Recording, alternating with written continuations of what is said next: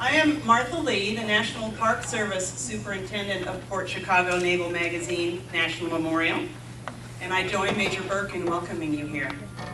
65 years ago, this site was an active ammunition loading place for the Navy, and operations ran around the clock. Yeah, I can remember as if it was yesterday, when my father left. He left walking, and we lived in a rural area. So it was snowing when he left. I can remember when he went over the hill to no return. He was 37 years old, and he left my mother with 9 children, ranging in age from 6 months to 14 years old. To understand again what happened some 65 years ago, you have to understand that the military was just as segregated as was the entire country. So here at Port Chicago, it was kind of sort of part of Mare Island, but Port Chicago was the section of the base where African Americans worked. My uncle, Charles, was 16 years old. They let him in the Navy. My dad was 27. He was in the Army. My uncle, Eddie, who is 99 right now, he was 33. He was in a, it was 3 boys out of one family that they let in the military. Very young men, the teenagers who were handling those bombs and ammunition were African American. They were the ones assigned exclusively to the dangerous, back-breaking work of loading those ships, and it was a job for which they had never been trained. Nevertheless, they did their job. They loaded those ships. They never failed to get that ammunition to our troops overseas, and those young sailors working here were actually commended by their officers for the work they did. We were using used equipment, and nobody told us what to do, and I'm the one that was supposed to be the leader of this thing, and we didn't know. So our unit pulled out completely. That's the military way. This is the site of the greatest loss of life in one event on the home front during World War II. On July 17, 1944, 2 ships, the E.A. Bryant and the Quinault Victory, were being loaded with some 4,600 tons of explosives at the docks. At 10:18 p.m., a terrific series of explosions obliterated both vessels, hurled debris thousands of feet into the air, killed everyone on the waterfront, caused injuries and damage in the town of Port Chicago. That explosion resulted in the deaths of 320 men and injury to almost 400 others. 65 years ago, we landed at 6 p.m. We moored over here, and I was at Port Quinault Victory. It was lowering the gangplank when I got off at 9:20. I walked 1 mile to Port Chicago, and this explosion carried me completely across the river. The whole front of the building came in. I got up and outside to hear pieces of steel coming flying through the air. I could hear women and kids screaming. I got hit across the ankle. I got hit across the nose. Mr. Robert Ralph Jr. I had been in my bunk a minute or two when all hell broke loose with the explosion. When the first explosion came, well, I sat up on my arms and looked towards the dock. Flying glass, compression, and so on lacerated my eyes. From that point, I was rendered as a blind person. Mr. Harold Tedner, Coast Guard sailor. I was on a patrol boat, and I was in my bunk because I didn't have to do watch. It was so loud that I thought our boat blew up. But after we stood out there, we couldn't see anything. There was no lights. When it went off, at that particular moment, the barracks collapsed. All the lights went out and everything was dark. There was glass everywhere. The second one just disintegrated the barracks. It picked me up off the bunk and flipped me over. I hit the floor with the mattress on top of me. That's why I escaped injury. The glass and debris that fell hit the mattress rather than me. Other fellows were cut and bleeding all over the place. I helped some of the men that were injured.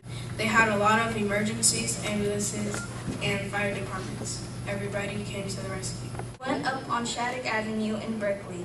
We were inside the theater, and while we were there, all of a sudden we heard this big boom. The building had shook. They had made an announcement.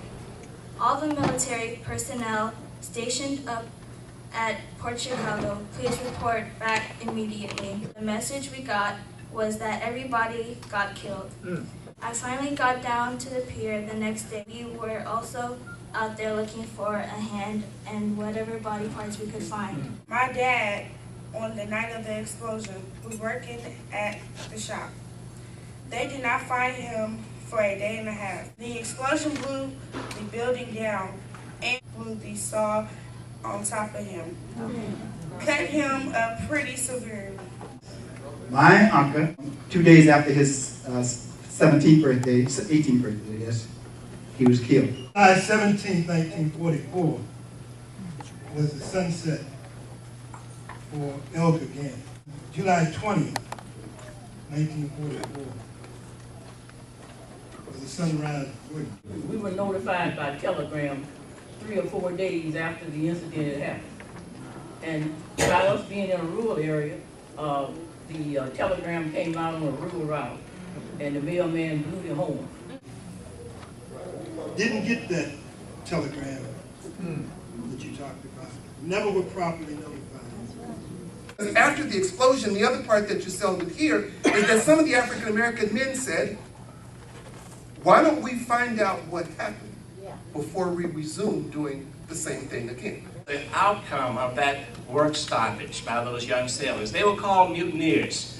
They were labeled traitors and cowards and mutineers by the prosecution in their mutiny trial. The largest mass mutiny trial in the history of the United States Navy. Thurgood Marshall and Eleanor Roosevelt both took an interest in this case and spoke out. So this had an enormous impact in terms of public consciousness, but even more importantly, it actually began the process of desegregation in the military right here at Port Chicago. And those young men who engaged in that protest, they helped to wake the country up to the contradiction between fighting fascism and racism overseas while our own military was racially discriminatory. But what hurt me most is I had to keep a secret that ate in the inside of me. 8 of us together as the survivors. And for months on end, I think I was in a state of shock or confusion, which took me a long time after the nightmares and many things, after losing all my good shipmates. It was quite a nightmare. They're courageous men of valor. To introduce these survivors who are here with us. First, I'd like to introduce Mr. William Munden from Cincinnati, Ohio. If you could just stand, Mr. Munden.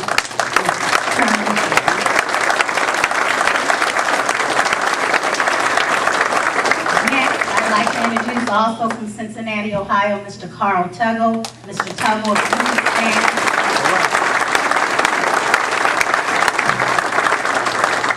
Next, and he's our oldest survivor, Mr. John White from Pittsburgh, California. Mr. White, he's our oldest survivor. And you heard from him before. I'd like to introduce Mr. Oliver Walker from Baltimore, Maryland, and Mr. Walker could stand.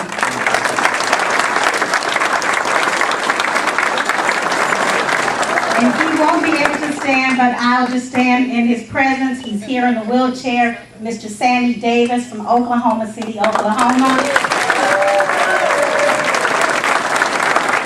Also in the wheelchair, not able to stand, but has been with us since the inception of our support group, Mr. DeWitt Jamerson from Richmond, California.